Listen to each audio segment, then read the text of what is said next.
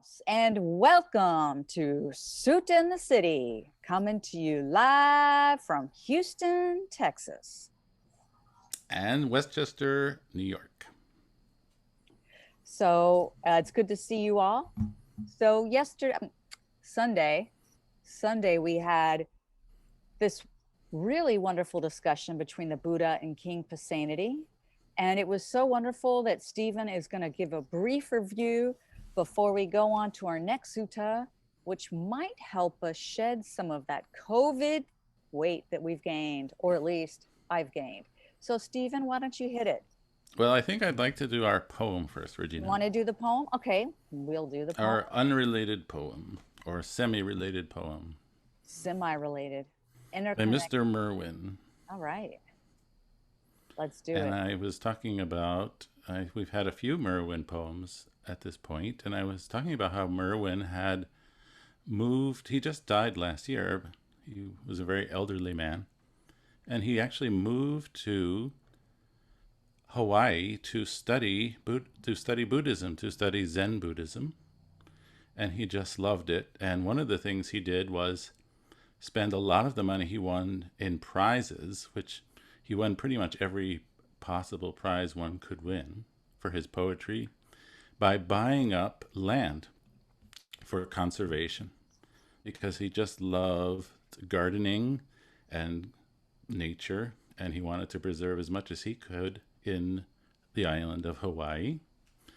And so this poem, One October Night, actually comes from his very last book of poetry he published in the last year of his life, where I believe he had pretty much gone blind, which is a pretty hard thing for a poet to deal with. And so I think the story is what he did was he started dictating his poetry to his wife, whose name is Paula, and her name appears in this poem. And in fact, we have one of the names of a Hawaiian palm tree, Hauia. So this book is called Garden Time, and we can take those two words as a thing, garden time, or we could take it as perhaps two of the most important things in Merwin's life, which were garden and time. So this is called One October Night, which seemed very appropriate because this is October. Far down the other side of the shining valley, one dog is barking like a cuckoo at the strange light. Paula, my love, never stirred when I slipped out through the unlit house to look at the night, where the stars I can see and those I will never see will not ever again be in the same place as they are in this moment.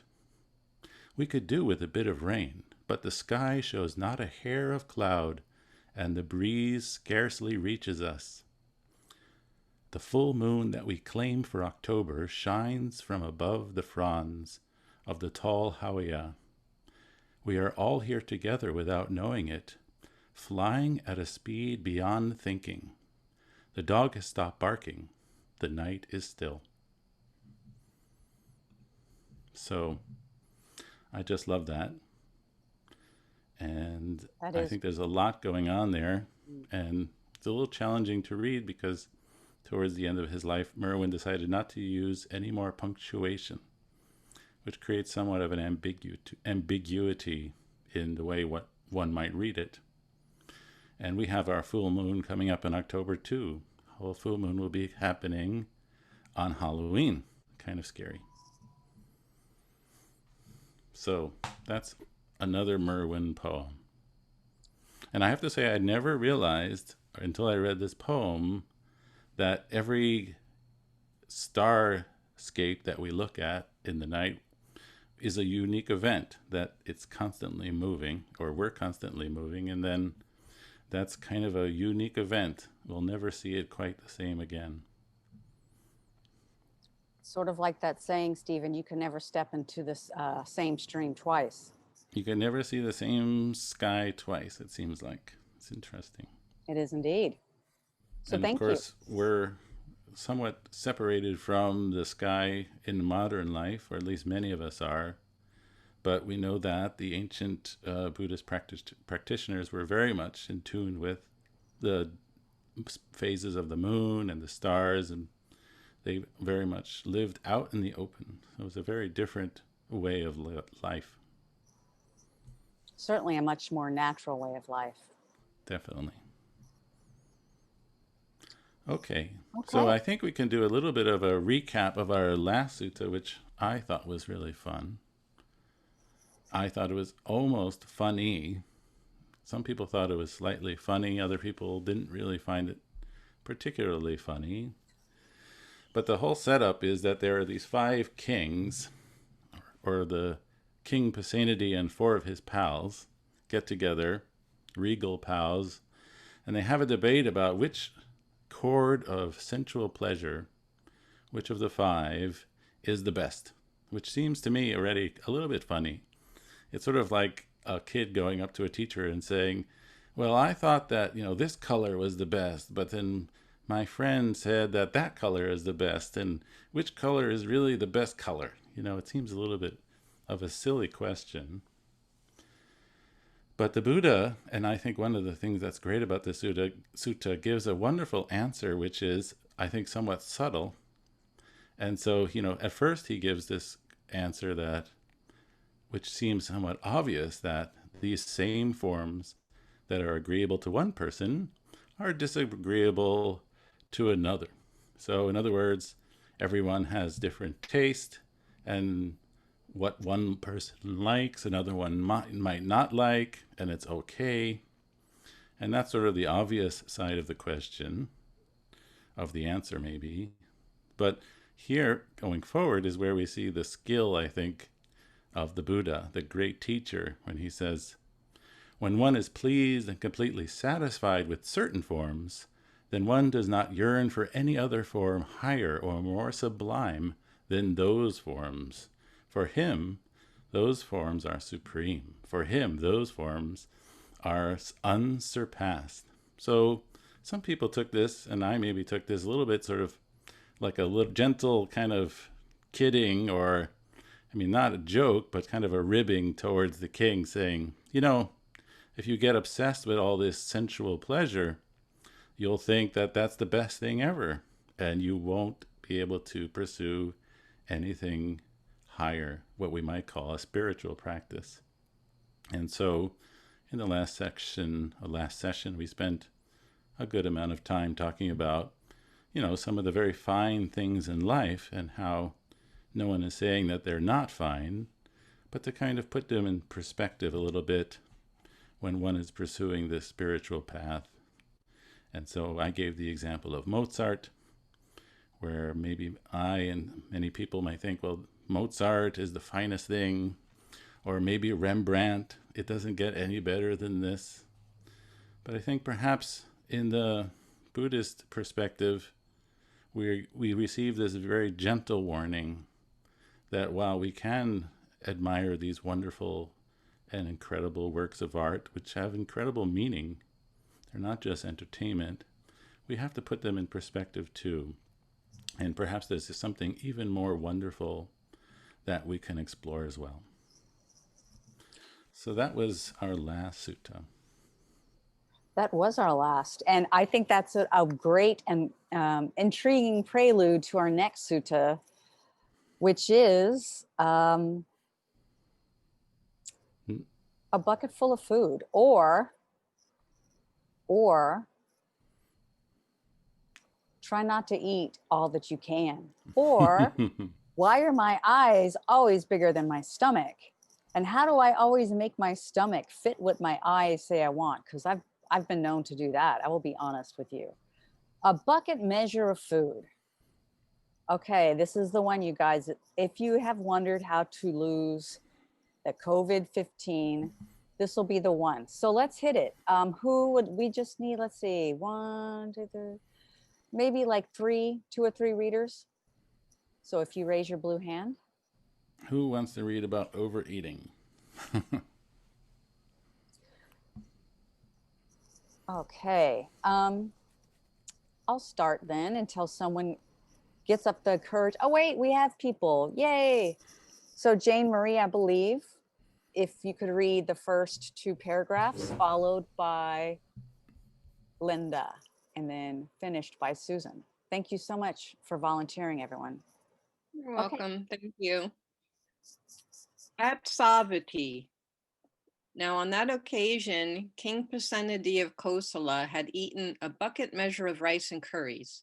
Then, while still full, huffing and puffing, the king approached the Blessed One, paid homage to him, and sat down to one side.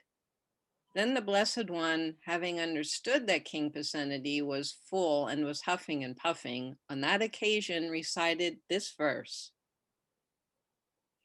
When a man is always mindful, knowing moderation in the food he eats, his ailments then diminish. He ages slowly, guarding his life. Thank you so much, Jane Marie. Next up is Linda Rose. Linda, if you could just take us to the bottom of this fat. Okay. Now on that occasion, the Brahmin youth Sudarsana was standing behind King Pasenadi of Kosala. The king then addressed him thus: "Come now, dear Sudarsana, learn this verse from the Blessed One and recite it to me whenever I am taking my meal. I will then present you daily with 100 kahapanyas as a perpetual grant." "Yes, sire," the Brahmin youth Sudarsana replied, having learned this verse from the Blessed One. Whenever King Pasenadi was taking his meal, the Brahmin youth Sudarsana recited, "When a man is always mindful, he ages slowly, guarding his life."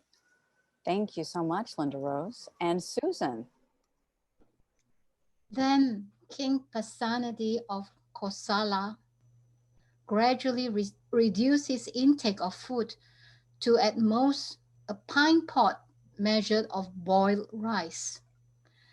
At a later time, when his body had become quite slim, King Pasenadi of Kosala stroked his limbs with his hand, and on that occasion uttered this inspired utterance. The Blessed One showed compassion towards me in regards to both kinds of good, the good pertaining to the present life and that pertaining to the future life. Thank you so much, Susan. So, sorry for the sirens in the background. We are in the city. So this may seem like a rather simple sutta, and indeed on the face of it, it is. We see King Pasenadi and he's making his way towards the Buddha, and he's worked up quite a sweat just getting to the side of the Buddha. I don't know. I know that I have experienced this when I've not worked out or exercised, or when I'm eating way too much. This is a feeling that I've been familiar with. And one thing that strikes me about this, I'm not sure how many in this meeting today have had friends where they've seen friends who are going in a not so healthy direction, and you kind of want to say something, but you don't want to hurt their feelings. You're not quite sure how they will take it. Maybe they'll get angry or put you on the silent treatment for a few weeks. But the Buddha really does care. He does have great compassion, and where others are just afraid to go, he just goes right there. And how does the king take it, Stephen? Well, the king seems to take it very well, because I think, once again, the Buddha, as that incredible teacher, knows just what to say. I kind of always sort of envy, I guess that's not the best word, the Buddha, for his incredible ability to always say the right thing. He doesn't just say, "Dude, you need to stop eating. Put down the fork." No, he doesn't say that because he's a much better teacher than I am, or maybe an even better friend. He makes it a whole thing, and he talks about this very important quality of mindfulness. And so it becomes a somewhat spiritual practice, we might say, or an exercise in mindfulness to understand when one has eaten the right amount or when one is eating moderately. And in fact, in Buddhist monasteries, I think Regina will show us something about this, the idea of eating in moderation becomes a whole practice in itself. Yes, it Regina, you had does. a text for that. I do. So I really love the Thai forest tradition. And when I was staying at a Thai forest monastery, of course, the monastics, perhaps some of them may have a small breakfast, but really it's one meal a day that they have. And they either go on alms round or they have the food that is brought to them by the community. And when their food is in their bowl, they do a chant. And it goes like this. Stephen, do you want to read it? Because I think it's so beautiful. Reflection before the meal. Yeah, I would say it's not, it seems like it's not entirely restricted to the Thai forest tradition, but it's a wonderful thing. It says, wisely reflecting, I use this food not for fun, not for pleasure, not for fattening, not for beautification, but only for the maintenance and nourishment of this body, for keeping it healthy, for helping with the spiritual life. Thinking thus, I will allay hunger without overeating, so I may continue to live blamelessly and at ease.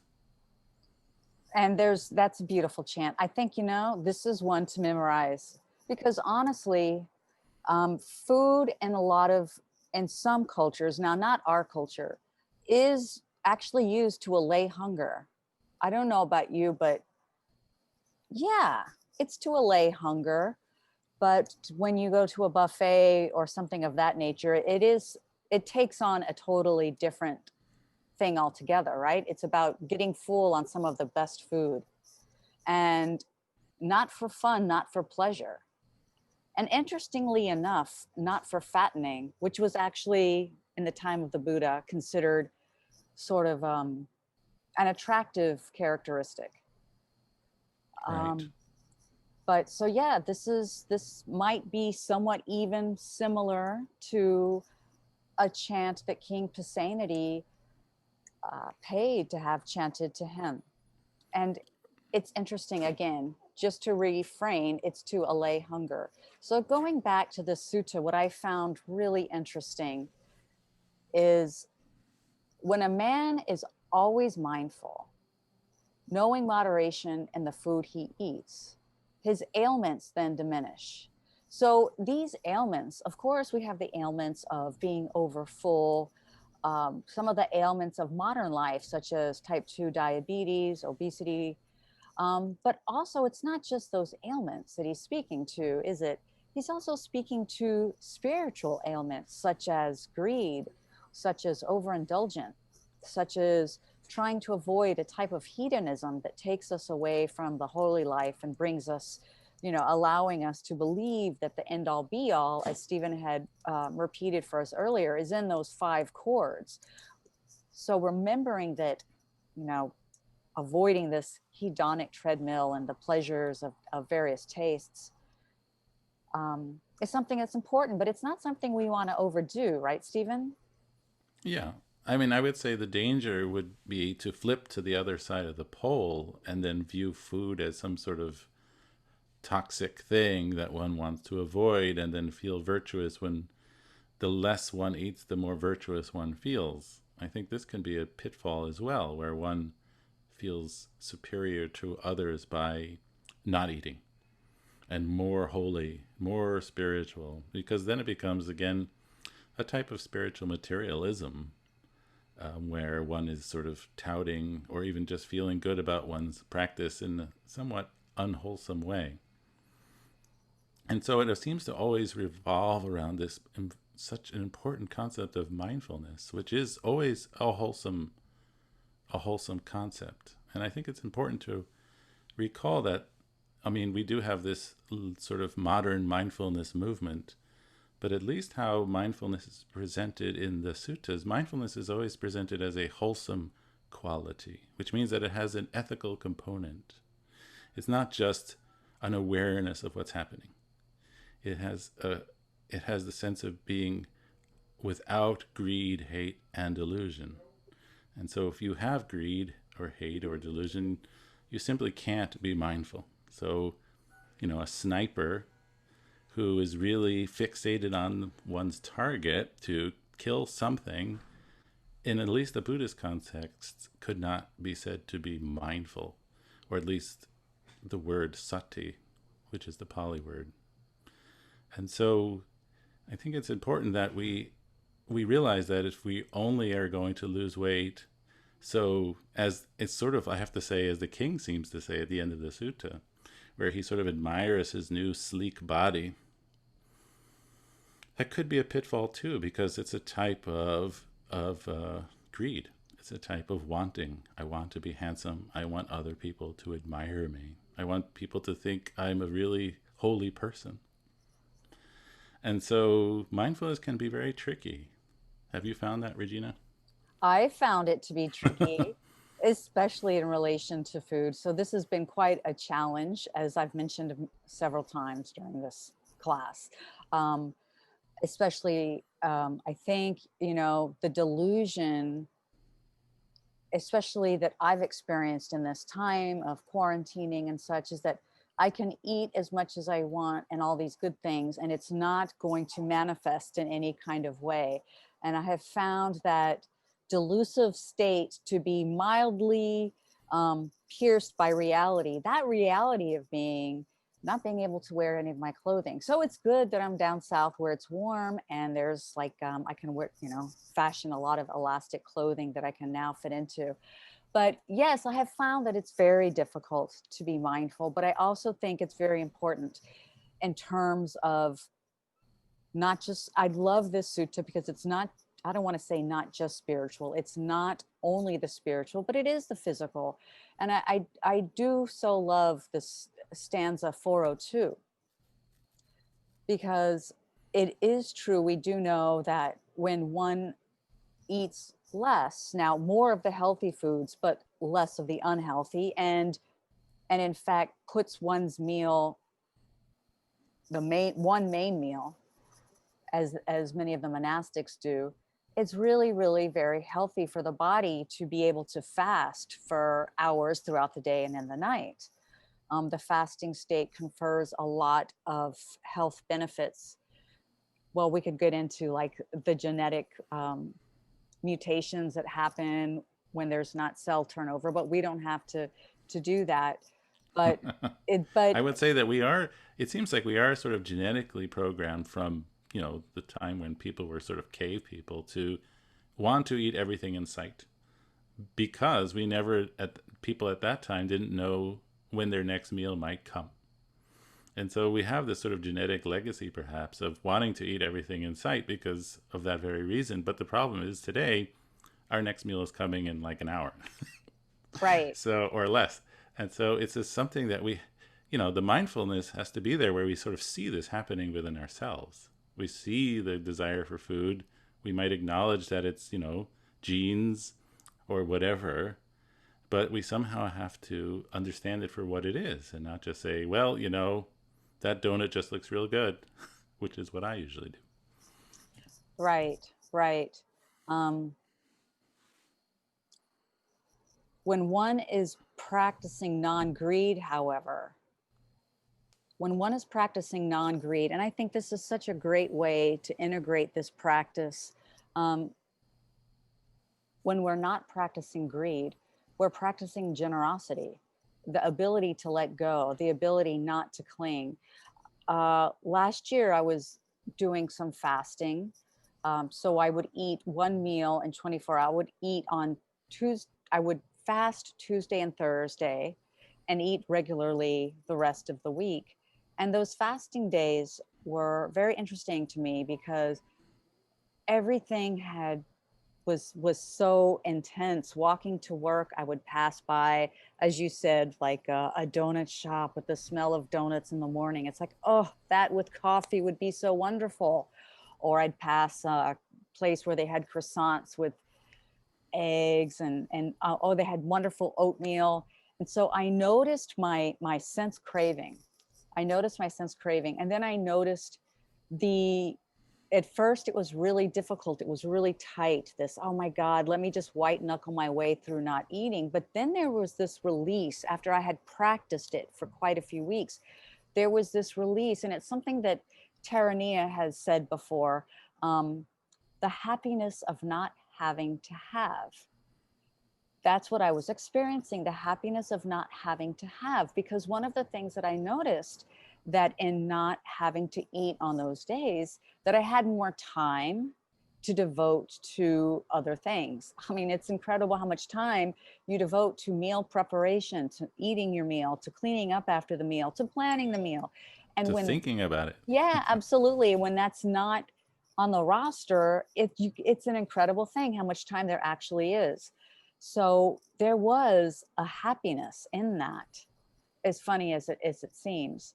So I think the happiness of not having to have is something really worthwhile and can only be experienced through non-clinging. And I think this is one of the things that the Buddha is saying, that the ailments diminish. And again, what are the ailments? The ailments of greed.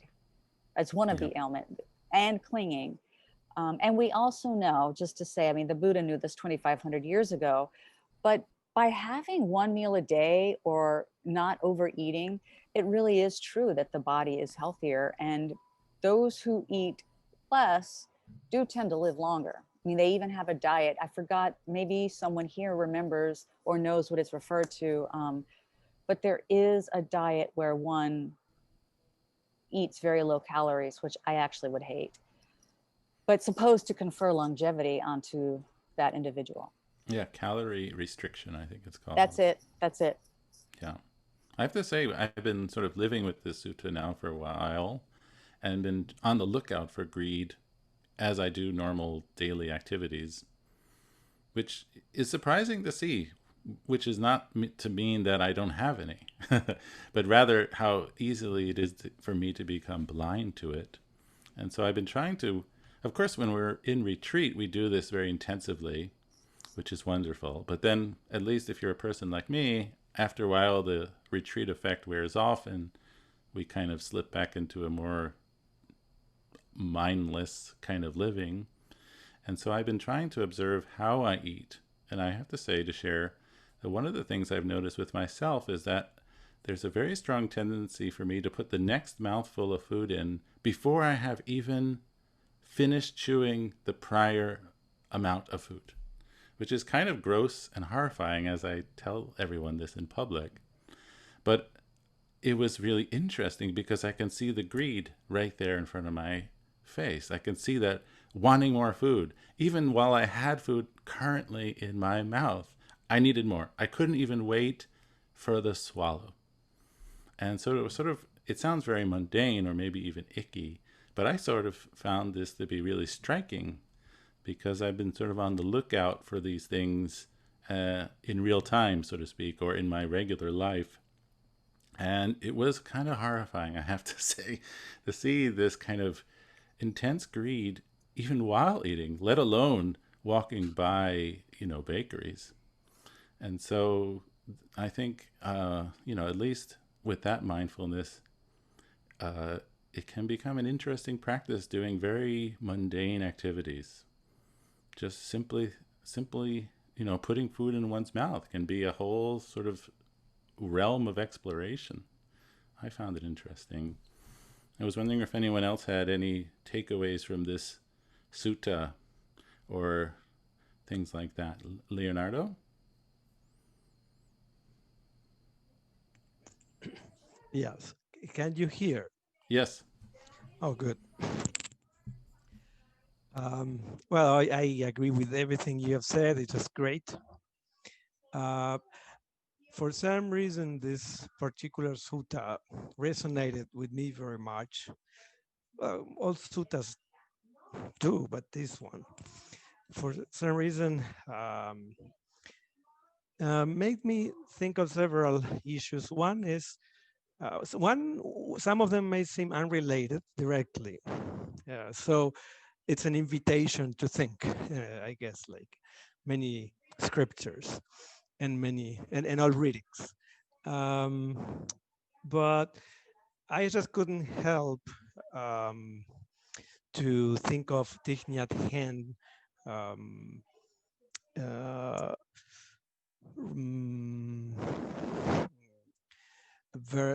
wording of the five precepts,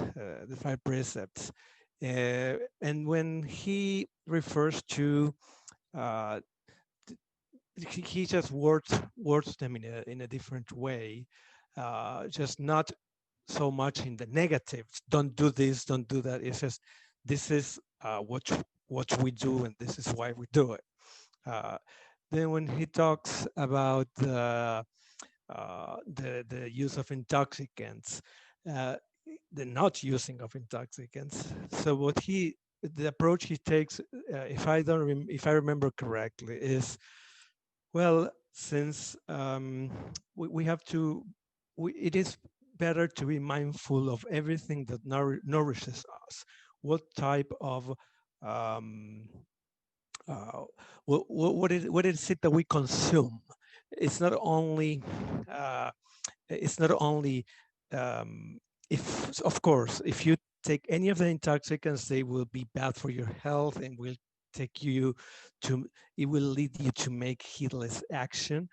But at the same time, everything that you consume, it's better to be mindful of. So if whatever you choose to read, whatever you choose to watch as a movie, or whatever conversation you have, etc. So he just takes this in, if I remember correctly, in a more general sense also. So here I think there is something of that, in the sense that if we can see the stanza that I also like very much, if we just, and this again, this is stretching the envelope, but if we just take off, just let's experiment, let's play for a minute. Just let's take off the second verse. And just we say, when a man is always mindful, his ailments then diminish. He ages slowly, guarding his life, and that is true too. So it applies to everything. This, if we apply mindfulness to our lives, we'll have a much better and happier life. So that's one thing that is just my first response to this. And then the inspired verses from the king, that I think I agree with you that there is humor here, but at the same time, at the end, there is a meaning. I see a meaning of this, saying, the blessed one showed compassion towards me in regard to both kinds of good, the good pertaining to the present life and that pertaining to the future life. So there is something in this teaching that goes beyond the merely eating and diet, and it's about how being mindful about what we are, well, just how being mindful is such a great teacher for us, and we can grow and learn from being mindful in anything we do. And then if we want to focus on something, it will surely change us in many ways. So that was my reaction to this. Thank you so much. Yes, I've heard Thich Nhat Hanh speak to, I mean, if you want to just use the word consumption or in what one ingests, I know that he has spoken to the importance of alcohol, not engaging in drinking too much alcohol or any at all, but also what one watches on TV. So I'm staying in Houston, as y'all know, and one of the persons here really loves zombie apocalypse TV. And it's there's like a lot of these zombie, I've noticed they have a lot of them. And then they just have episode after episode after episode. And there's all these zombies and they're being killed in many gruesome ways. And after a while, it really affects the state of mind. I find that I don't watch it, but even just passing through, I'm seeing a zombie being, shot. I'm seeing a spear go through his face.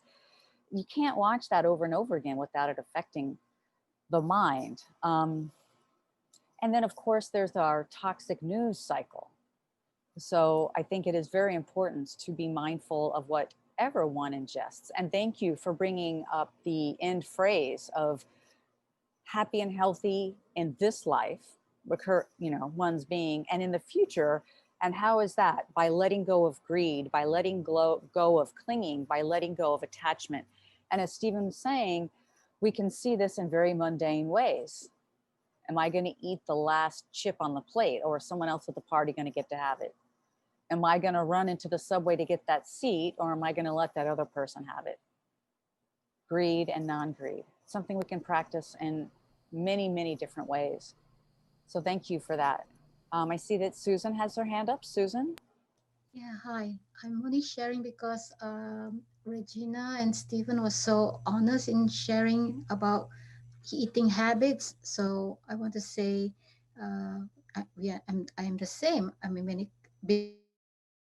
being Chinese, there was that night I about to sleep, and then I'm thinking of cup noodle. Okay, to me, cup noodle is like cookies to American, I think.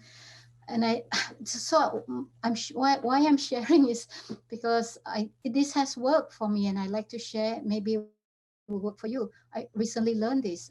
So when I really want to finish another bowl of rice or cook that cup noodle at midnight, I say to myself, I want to eat. Who is this I? I is just a thought. No me, no I, no mine. And it has worked. I hope it will continue to work. So, and I can't resist. And I just chomping down that rice and heading for my seven bowl of rice. And then no me, no I, no mine. And it worked. But I have to say, who is this I? Really? I want to eat? Really? Who's I? Thank you. Yes, that's great. It's a great reflection. I'm so glad you shared it. And I think it's just wonderful how we can see, especially in this sutta and this set of suttas, how we see rather mundane things turn into really meaningful practices. You know, we've talked about how so much of the Pali Canon seems kind of arcane, kind of not so applicable, unless one is living in a cave and wearing a robe. But we can see that there's so much to do in terms of what we might call practice just by eating lunch, just by walking down the street. There's practice is right there. The Dhamma is right there for us. We don't have to go on retreat. We don't have to become a monastic. We don't have to do special things. It's always right in front of our eyes if we are mindful. If we can cultivate some mindfulness, even a small modicum, there's so much to learn about our behavior, our tendencies, our shortcomings, and also our virtues. So I just love that. Yeah, I love it too, Stephen. And what this also brings to mind to me, for me, and thank you, Susan, for sharing, it's not always easy to refrain from what it is that we want, what we really, really want, right? It's not always easy. And one of the things that helps me too is the other sutta that we did quite some time ago, two kinds of thought. You know, the Buddha spoke of the two different kinds of thought, one that brings him happiness and one that brings him unhappiness. And for me, I know when I'm having this greed and wanting, you know, it's almost like this addictive wanting that I can just, there are times when I'm lucky enough or mindful enough, I can snap to and say to myself, okay, what is happening? This thought, is it pleasant? No, this is not a pleasant thought. Is this painful? Is this going to bring me closer to doing something that I actually really don't want to do? And if I can answer yes, then this is an unskillful thought. And then I can make the choice at that point in time. Well, how about picking another thought? You know, will there be another thought that I can think about that will help ease this particular craving point? Because what I've also noticed is that this craving does not always last for hours and hours. It's often a momentary thing. And once I get to the other side, it's a lot easier to move on to the next thing. So, you know, once we have a few of these suttas under our belt, it really does help get us through to the other side of difficult mind states. Yes. And speaking of, in our last few minutes, speaking of worldly affairs, maybe we should just take a very quick look at our next coming up sutta. because this is now coming back to the grand canvas of ancient India and battles. This was Regina and I have been calling the Indian version of Game of Thrones. And it's certainly very violent and with lots of intrigue. And we see here a battle brewing. The king, Ajatasattu, is mobilizing this 4-division army. And I'll mention what that is, although I know Regina is not fond of this. But the 4 divisions are the elephant troops, the cavalry, that would be the people on horseback, men in chariots, and then the infantry. And so it's just like a cast of thousands here launching a battle. And as we mentioned, this is not now in the text, but as we mentioned in the sort of kickoff to this set, there is all this intermarriage between these 2 kingdoms, namely the kingdom of Magadha, which was run first by the king named Bimbisara, but Bimbisara was killed by his son, who was in cahoots with Devadatta, and then took the throne, took the crown. And what's interesting is that the other kingdom, which is the one we're focusing on more, Kosala, with King Pasenadi, King Pasenadi's father, if I have this right, sent one of his daughters to marry King Bimbisara. And one of King Pasenadi's sisters or something was married to Ajatasattu. I don't know if I have that quite right. It's kind of a maze. I'll have to kind of make a diagram.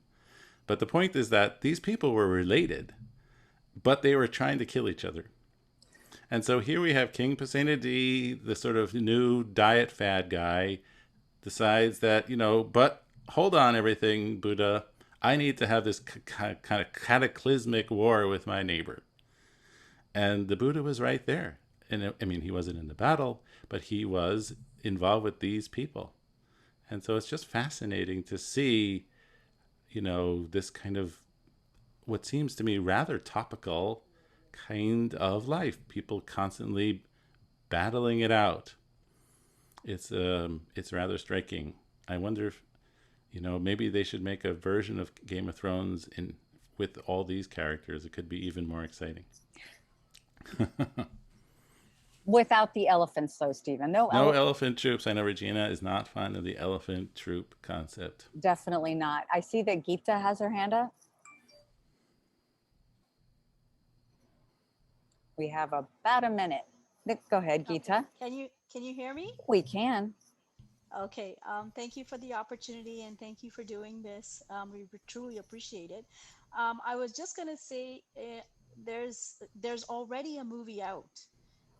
It's the Buddha, and it was done in North India by a doctor, and it's all about, like, all the Buddha stories are generally done up to his awakening, and then they don't show any of the suttas in a lot of the ones that are already there, even the cartoon versions. But this one does it all the way to his parinibbana, and it is absolutely fantastic. I myself learned a lot that's not even mentioned in the sutta. So they've done a lot of research putting this together. And it was in Netflix, and it's 54 episodes and it's 45 minutes each. It was mind blowing. Does it have elephants? It has elephants and everything, the Okay. cavalry, everything. And you learn so much. I learned so much from it. Because I didn't know the relationships and everything that was happening in that time. So I got it taped. My brother-in-law did me a great favor and he taped it for me. So I have it in a memory stick. I'm trying to find a way to put it into an iCloud so I can share it with Bhante Bodhi and Bhante Sudasso, because I know Aya wanted to see it. Aya Soma wanted to see it. And Buddhist Insight. So if I ever get the opportunity, I will definitely get some copies across. It was just fabulous. I had no idea everything that came into play at that time. And there's even a scene where Siddhartha gets involved in defending his dad's kingdom, and he refused to fight. And he found other ways of getting victory to his dad to protect the kingdom. It's just amazing. I just loved it. I think I must have watched it at least 3 times. Wow, that's a lot of Yeah. hours. 54 Yeah. episodes. I wonder what would take more, reading the Samyutta Nikaya cover to cover or watching 54 episodes of the Buddha. It's just amazing. I mean, it didn't cover all the suttas, but it covered all the main suttas where his personal life was at, play. How the parents reacted to him leaving, how his, when he was Siddhartha, Prince Siddhartha, how his wife felt when he came back as the Buddha, and how his son Rahula reacted. It was just fabulous. Yeah. It sounds great. So yes, if you're able to do that and we're not breaking any copyright laws, that would be Yeah, that's the thing. Yeah, I want to make sure that it's safe, and if I can get it across in an iCloud, then definitely I will, because it's mind-blowing. I think they need to do it in English. Like, they need to come out with an English version. This is all subtitles, but I sat through it. It was very good. great. Well, thank you for letting us know that, Geeta. And we want to thank everyone. We're out of time, but if you want to hear more about the Indian Game of Thrones, and we know you do, join us this coming Sunday, and it'll be more interesting than the Game of Thrones. Okay, we can't promise that, but just come Sunday anyway. It was great seeing you all again. Thank you, and have a wonderful evening and a wonderful Friday morning to all of you. Thank Okay. you. Good night. Thank you. everybody. Thank Good you. night, and likewise. Namaste.